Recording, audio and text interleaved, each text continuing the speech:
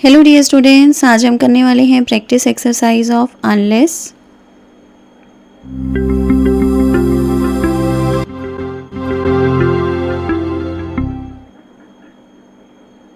Right a new sentence with the same meaning, use unless in your sentence.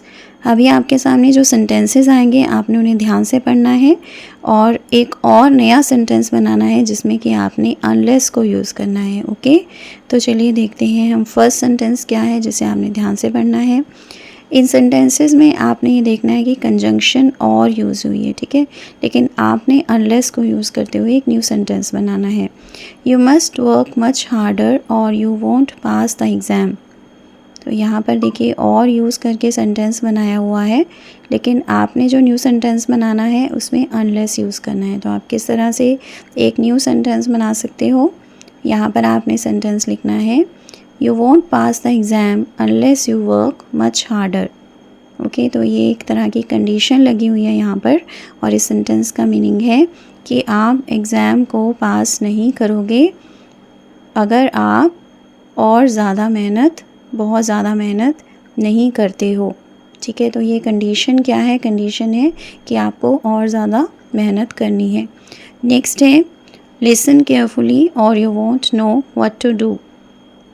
तो यहाँ पर देखिए आप किस तरह से सेंटेंस बना सकते हैं नया। आप लिखेंगे you won't know what to do unless you listen carefully.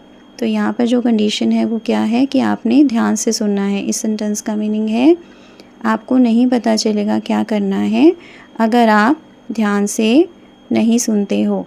ठीक है, तो कंडीशन क्या है कि आपको ध्यान से सुनना है। ठीक है, दोनों ही सेंटेंसेस का मीनिंग सेम है, बस डिफरेंस यही है कि आपने फर्स्ट सेंटेंस में और लिखा है और सेकंड सेंटेंस में अनलेस लिखा है। नेक्स्ट सेंटेंस देखते हैं।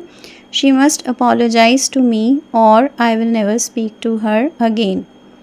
तो सोचिए आप यहाँ पर किस तरह से न्यू सेंटेंस बना सकते हैं।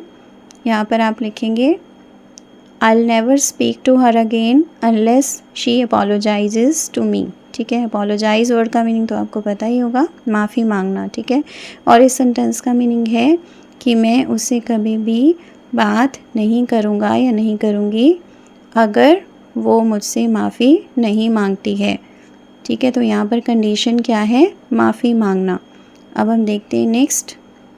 You have to speak very slowly और he won't be able to understand you.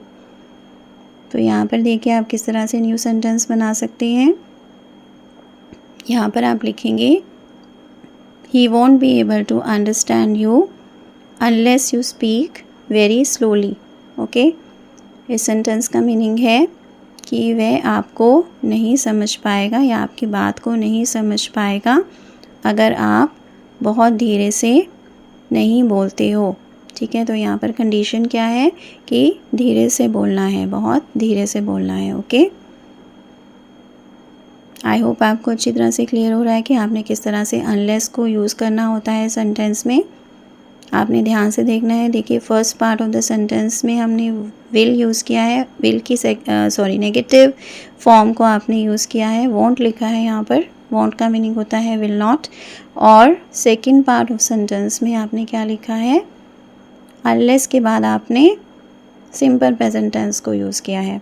अब हम देखते हैं नेक्स्ट सेंटेंस।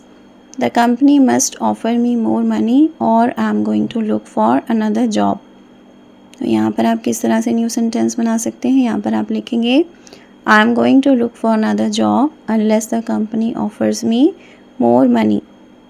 तो यहाँ पर आप किस तरह से इस सेंटेंस को आपने बनाया है, वही रूल आपने फॉलो किया है।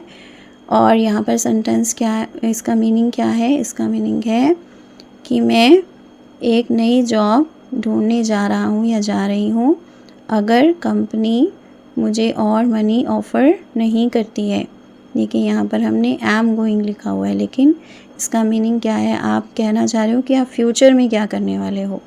ओके, स्ट्रक्चर तो हमने प्रेजेंट कॉन्टीन्यूस टेंस का यूज़ किया है, लेकिन मीनिंग जो है वो फ्यूचर के लिए है। ठीक है, आप फ्यूचर की बात कर रहे हो।